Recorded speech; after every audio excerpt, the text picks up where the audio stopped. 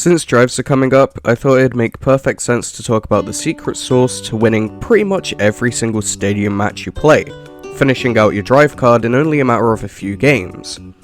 The secret sauce is playing a very overlooked and underrated hero, and that's Junker Queen. Now, before you click off this video because you think I'm talking nothing but straight bullshit, let me ask you this. What is the one thing that Junker Queen can do that other tanks can't? If you said apply anti-healing in her ult, you'd be right, but it wasn't the answer I was looking for. You get brownie points though.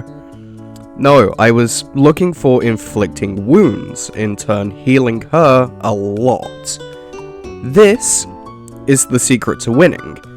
Being your own support and not having to rely on the rest of your team to help you secure kills. You might not know this if you're new to Stadium, but self-healing gives you a lot of cash, which means you can power scale a lot faster since you can buy more expensive perks. Now, who's the tank that pumps out a bunch of self-healing on pretty much every ability?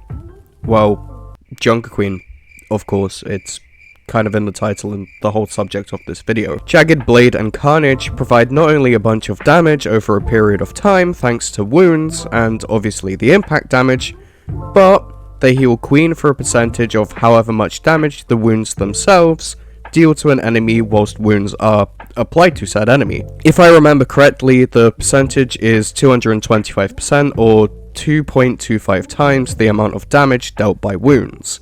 So, for example, if Carnage deals 40 wounds, Queen would heal for 90 HP, but in the case of Stadium, you're going to be dealing way more than just 40 wounds because of two major factors.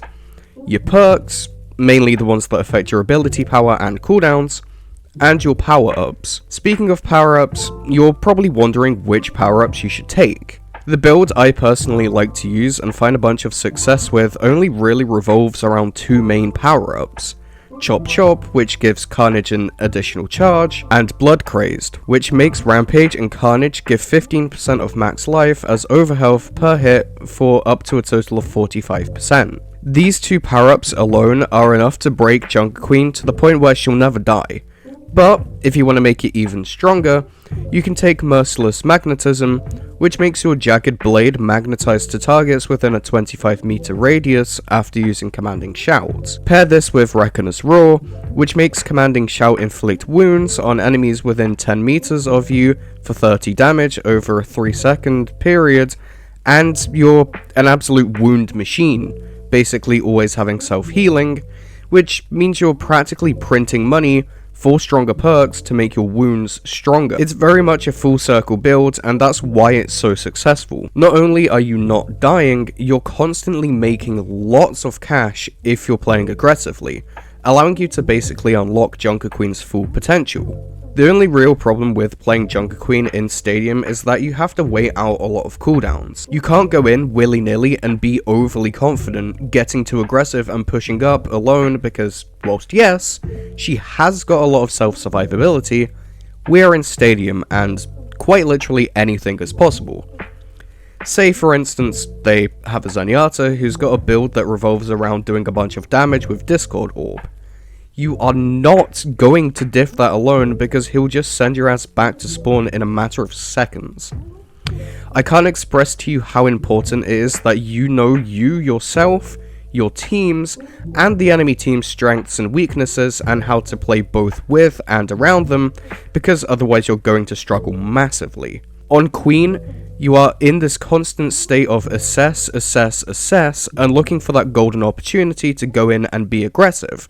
Because, whilst yes, you are tanky and can survive a lot of bullshit, you need to have good game sense, and this applies to Overwatch in general, not just Stadium. But that just about does it for this video.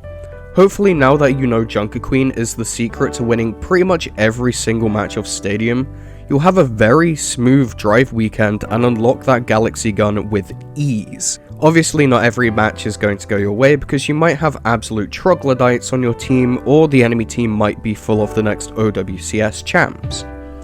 Things don't always go well, and that's fine.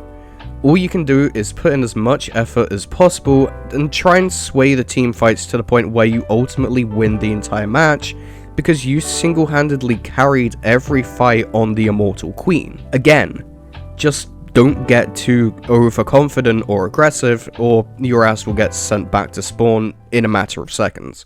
I tell you what, if one of them fucking hay bales hit me, I'm gonna be fucking